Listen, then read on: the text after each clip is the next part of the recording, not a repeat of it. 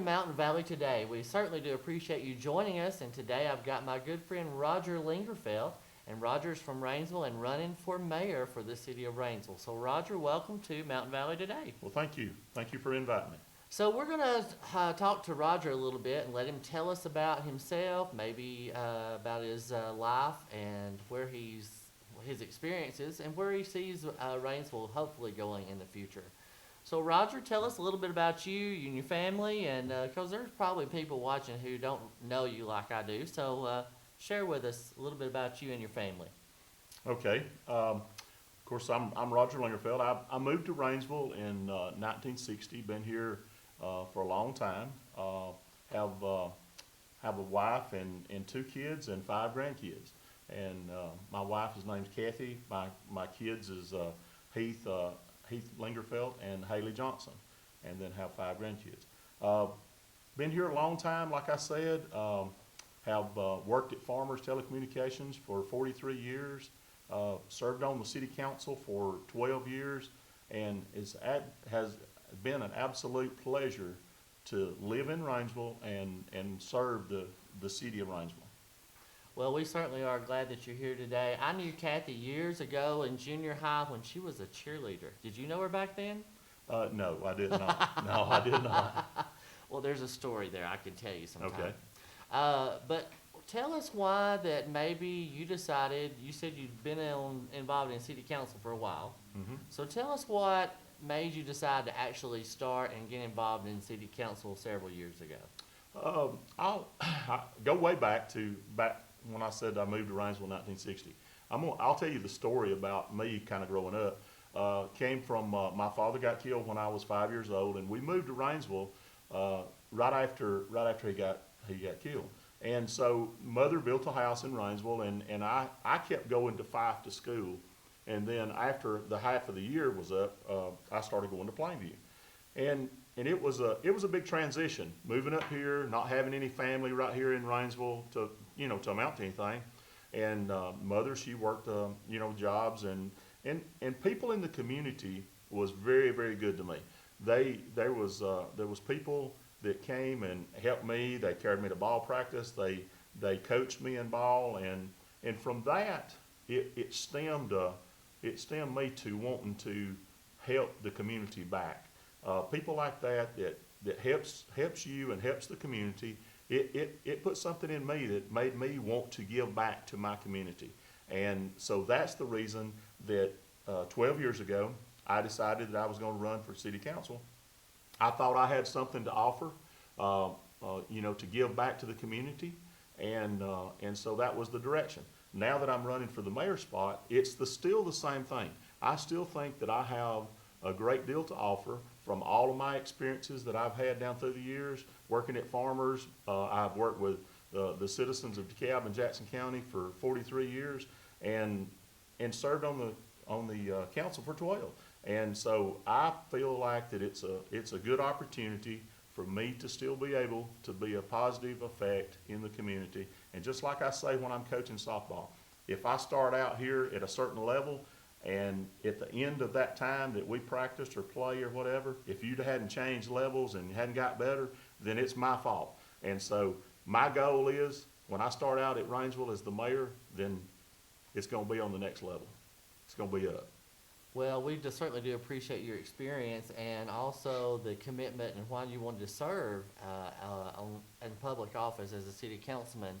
But speaking from personal experience, you have an idea about going into government, elected office, and sometimes you learn. There's a learning curve that goes along with it. Can you tell me a little bit about maybe when you first started about 12 years ago, some of that learning curve, some of those things you had to learn that you thought was one way and maybe it was actually another way? Well, when I first decided that I was going to run on city council 12 years ago, I went to council meetings for about probably close to 6 months. Went to every council meeting. And I thought that I probably had a little bit of grip on what all was going on because I had attended so many council meetings.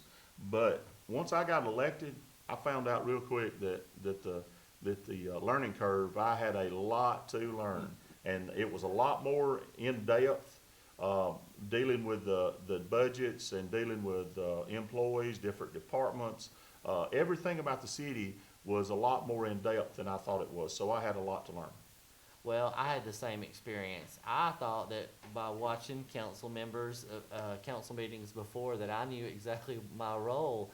But part of that was a learning curve as to who's over what different section of the government. Day-to-day operations falls under the mayor, the finances falls under the council, and they're supposed to work together in harmony to make those things balance. Tell me a little bit about what made you decide to change from a council member to want to move up into the head spot, the mayor spot?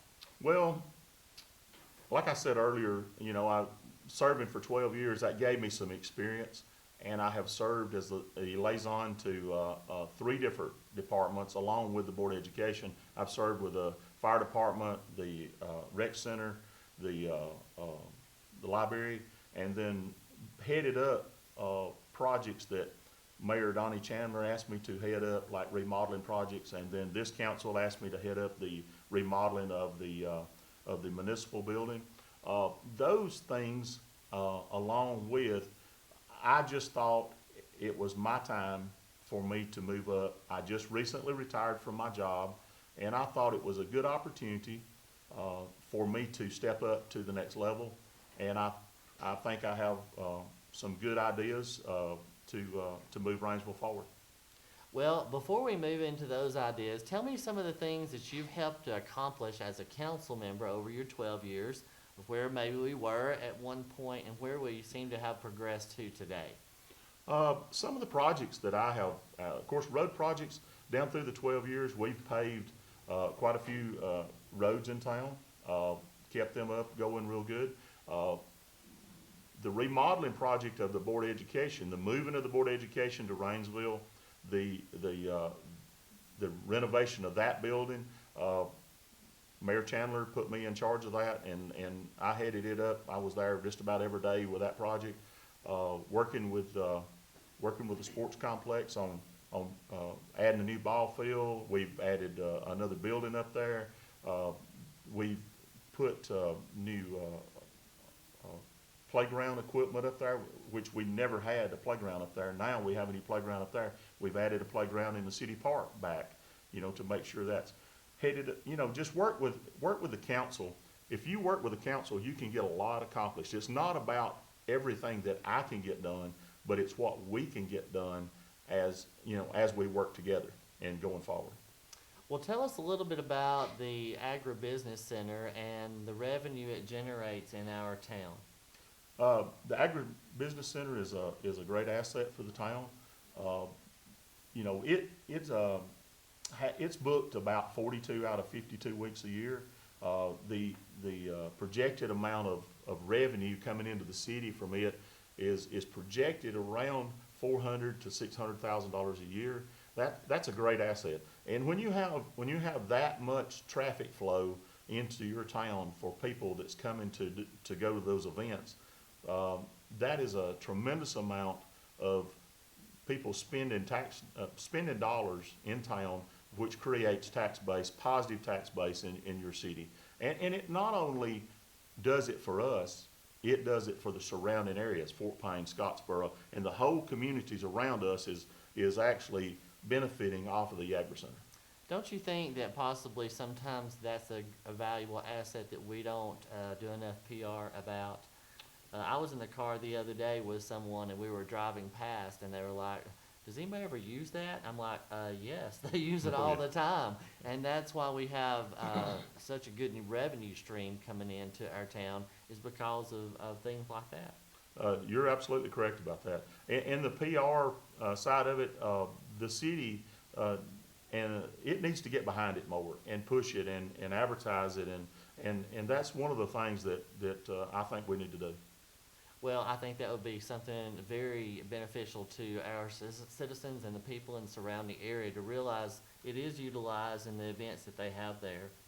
Well, as you move into this new endeavor, the possibility of becoming mayor, what are some things you'd like to be your platform or stand on or move toward? Well, everybody uses the roads. Roads is a big issue. And we've looked at some new ways of setting aside some money and doing more paving, trying to do up to 4 to 5 miles a year. Of course, the city of Rainsville is around. Mr. Phillips, our engineer, said there's somewhere around 100 miles of roads in town, and when you start trying to upkeep on 100 miles, you're looking at around $90,000 to $100,000 or $110,000 per mile of road to keep it up. So that's a pretty tremendous amount of money. So we've looked into other avenues about using some sanitation money and going outside our area to do some sanitation to help subsidize the road projects. Other things is trying to get jobs in town. We have one of the best industrial parks with substations and sewer, fiber optics, everything that you need in those industrial parks we have. And so we're set up, if there's a possibility of an industry that would produce some jobs into town, we're set up for that and we're ready for it. Of course, restaurants, everybody wants restaurants and all that. But my number one thing is harmony. I think that harmony is one of the very best things that we can have and create a harmony between the mayor and the council, and harmony will create strength, and with strength will create a positive growth into our community.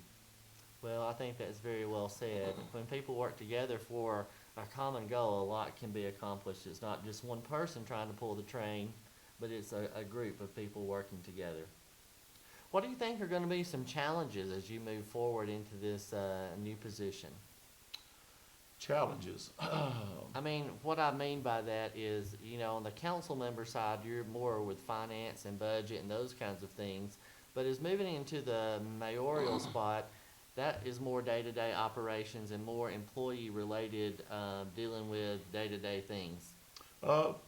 Yes, anytime you move into that, you're dealing with employees, and employees have different kind of issues. It could be that they come in, have a bad day or whatever, and so there's always obstacles like that. But one of the good things about that is I just left a job where I had almost as many employees as what I'm going to have as the mayor. So I'm used to that kind of situations with dealing with employees, dealing with the day-to-day operations.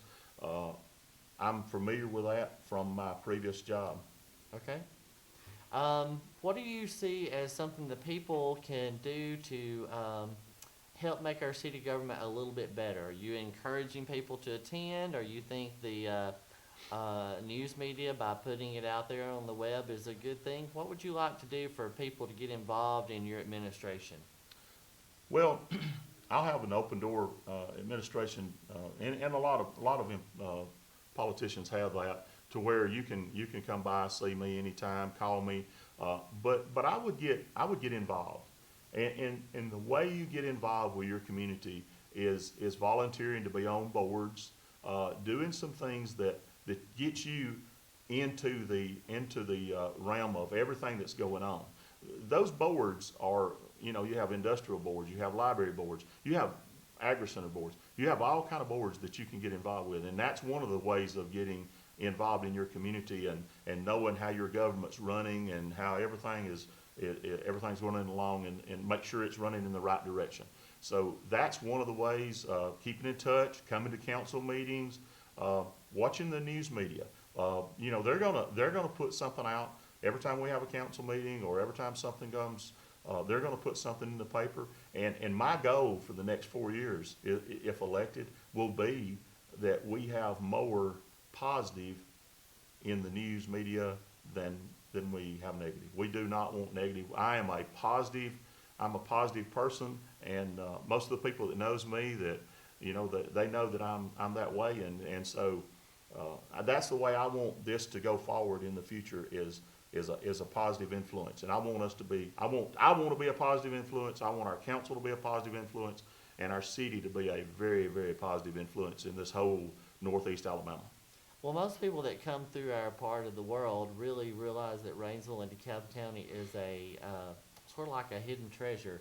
We have so much to offer. It's a great place to live, a great place to raise a family, and we want other people to come and experience what we have here. So I think that would be great. One thing that we're running into at the state level on a different group that I'm involved with is technology. Our young people today, the millennials, are coming up and they want everything on social media. They want Twitter. They want Snapchat. Facebook is for people our age. The younger people use something else. So, do you think that technology will be something you'll push as far as getting the word out of different things, maybe PR, things going on with the chamber or the other activities in our community? Yes, I think technology is a great tool, and used in the right direction, it is absolutely, the right thing to do. The chamber, the city hall, making sure everything's on websites, making sure everything is, even down to paying your bills or whatever. Make sure that everybody has got the right technology. And this is kind of it's not a big tech town, but it is too. You have farmers there, and I have to give them a little plug right here because I worked there for so many years, and with the technology that they have, with the fiber optics and the amount of bandwidth and everything that you can receive from them, it's a great thing for this community, and it's a great tool for this community to have that, because of anybody that moves in here that needs that kind of technology, it's there. And in a lot of places you go, you may be able to find land in somewhere or in a town, but they might not have that technology. We have that, and we have the land, we have the industrial parks and everything to take care of that. But the tech side of this is, yes, we need to move forward with the tech side, definitely.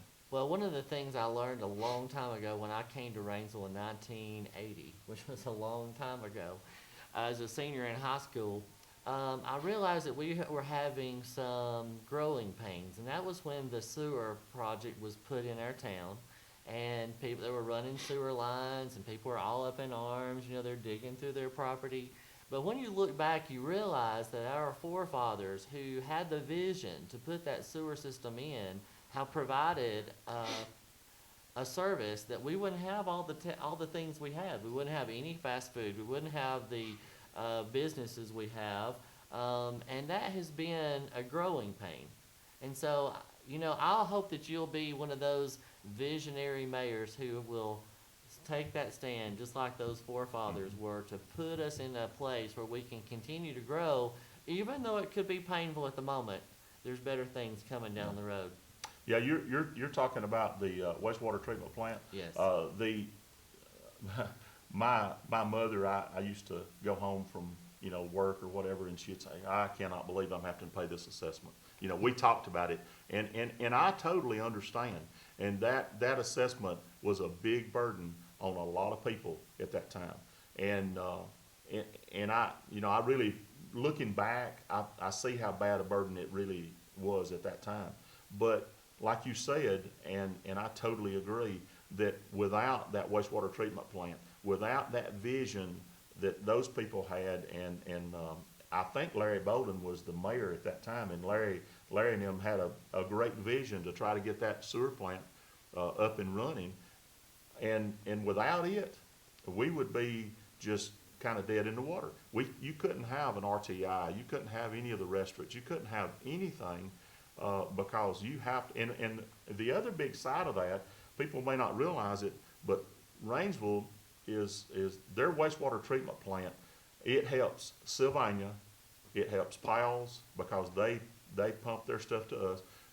The college is connected to that, and Fife. So without us and without our wastewater treatment plant, then those communities couldn't grow and do the things that they want to do. So it is absolutely a necessary, something that you have to have. And one of the things about it's pretty costly. We just now are doing a sewer expansion, and it's a costly sewer expansion. It's a $2.9 million, and 800,000 of that is a grant. And the big thing about this last expansion is it's gonna put that wastewater treatment plant possibly within the next year, it's gonna put it in the black, which it's never even got close to that.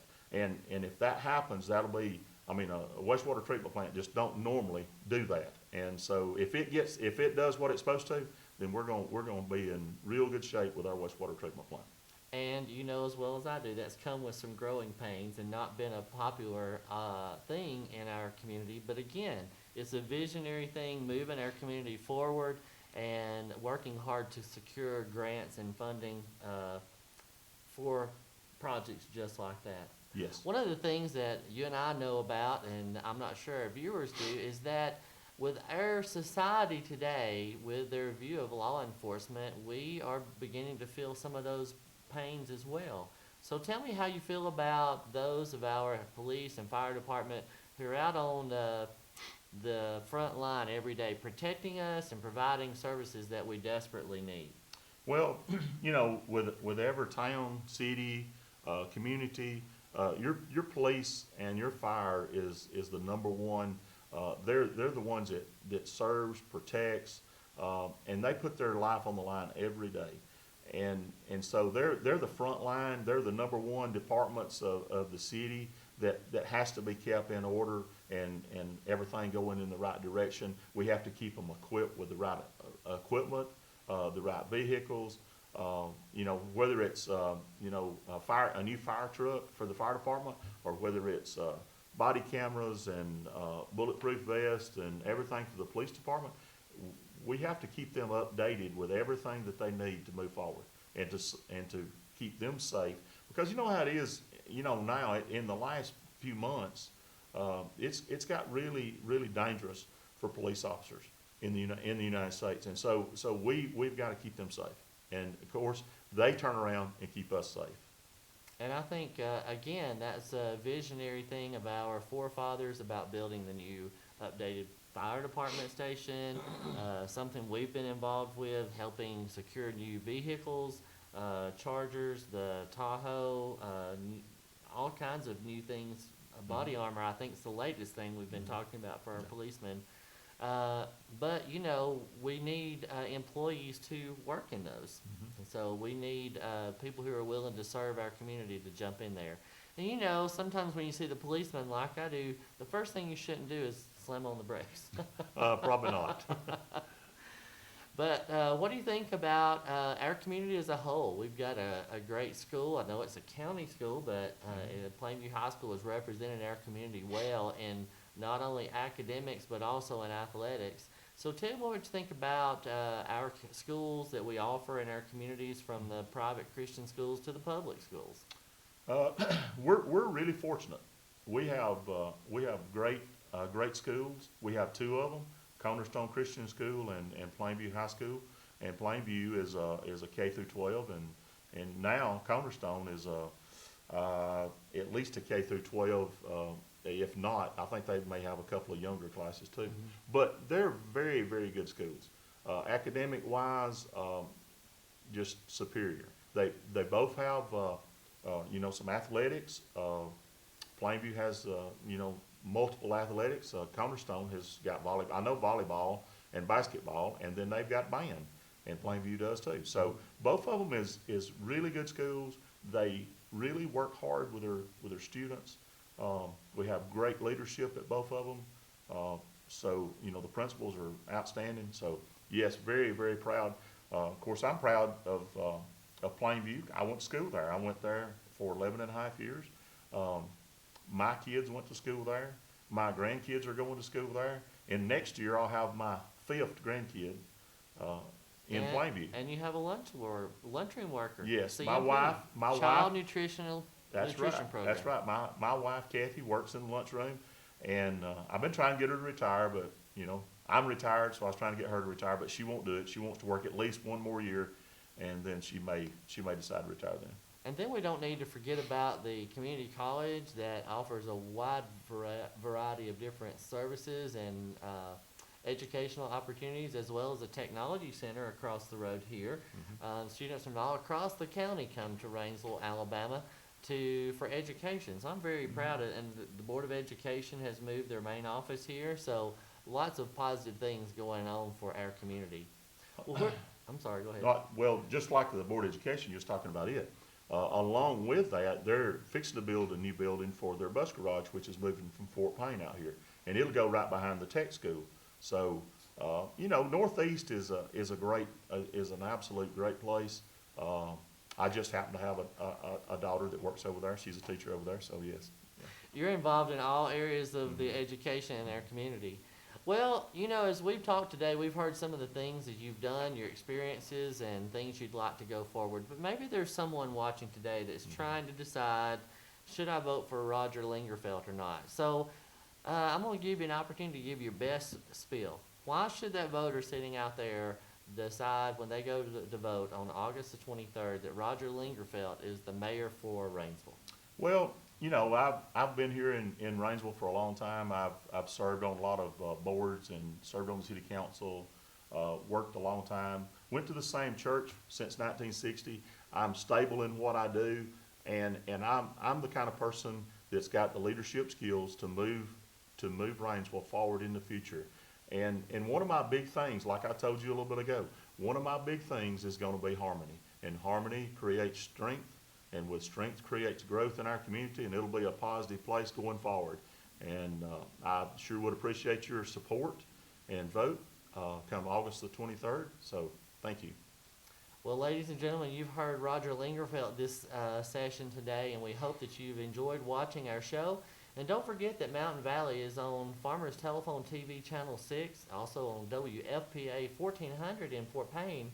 And as always, you can watch any of our previously aired broadcasts on mountainvalleynewspaper.com. Thank you so much for joining us, and we look forward to seeing you again.